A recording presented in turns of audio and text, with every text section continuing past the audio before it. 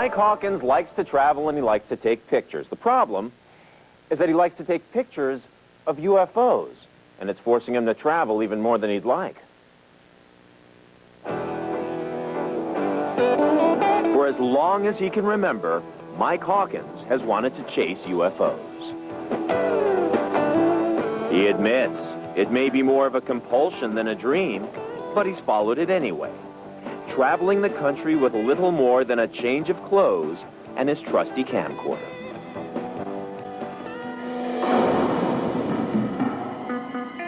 But as soon as he hit the road, something really strange happened to Mike Hawkins. Before he could find any UFOs, he says they found him, and now they just won't leave him alone. And neither will those pesky black helicopters and men in black. I think the helicopters were harassing me. You know, why else would they come right over my house and just hover and then take off? Mike Hawkins traces it all back more than 20 years to when he was a kid growing up in Texas.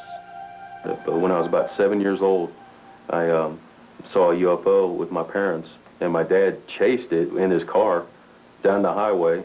Years later, as an adult living in Seattle, the memories came flowing back when he saw a news report about UFOs on TV. They were talking about Gulf Breeze, Florida, that you can see a UFO every day. Mike Hawkins decided then and there to pack up and head to the UFO capital to try to see one for himself and to capture it on video. On the way to Gulf Breeze, he stopped off in Topeka, Kansas to see his dad. On his very first night there, it happened again. His dad saw just... Well, he came inside and said, "Hey, Mike, there's stuff flying around outside. Get your camcorder." So I ran outside and started filming. This is what Mike Hawkins and his father saw. It was really wild stuff. I'd never seen nothing like that before. But he'd see plenty more of the same as soon as he arrived in Florida. When I got to Gulf Breeze, there were so many crowds of people that would get so excited over this stuff, it became a social event. Mike Hawkins has hundreds of shots of what he claims are unidentified flying objects over Gulf Breeze. This one is his favorite. And that wasn't all he saw in Gulf Breeze. I had people in black limousine-type vehicles stop in front of my house. Then, other black vehicles began appearing over his home. I'd be sleeping at night, 3 in the morning, and there's like 3 of these helicopters hovering over my house with no lights on. Men in black, black helicopters, the Phantom, and some say sinister forces who are said to show up when UFOs are sighted. No one knows where they're from. Mike Hawkins says the mysterious visitors actually came right into his home while he was out. I came inside, my door alarm was sounding, and I'm looking around, here's all my videotapes. Some of them were out of their cases. Mike Hawkins thinks he might have seen and captured too much. I think it was just a harassment technique to get me to get out of UFOs, to totally get out of it. The alleged harassment didn't get him out of UFOs, but it did get him out of Gulf Breeze.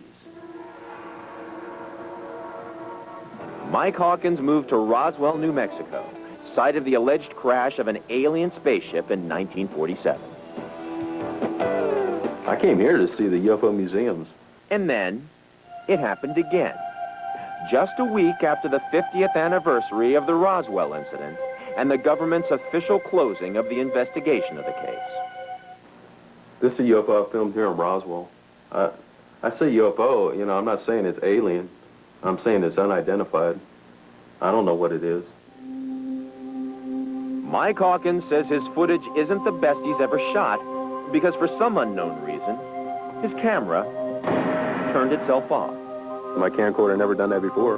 Mr. Hawkins showed his footage to other UFO enthusiasts and even took it to a UFO conference in Laughlin, Nevada, only to have some people accuse him of faking it.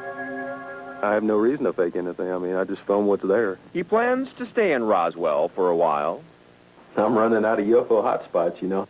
But the odds are that when he does move, the UFOs will move with him. What drives me is finding the answers, the true answers to what this stuff really is. Mike Hawkins goes from job to job to support his UFO habit. He also markets his UFO videos through mail order.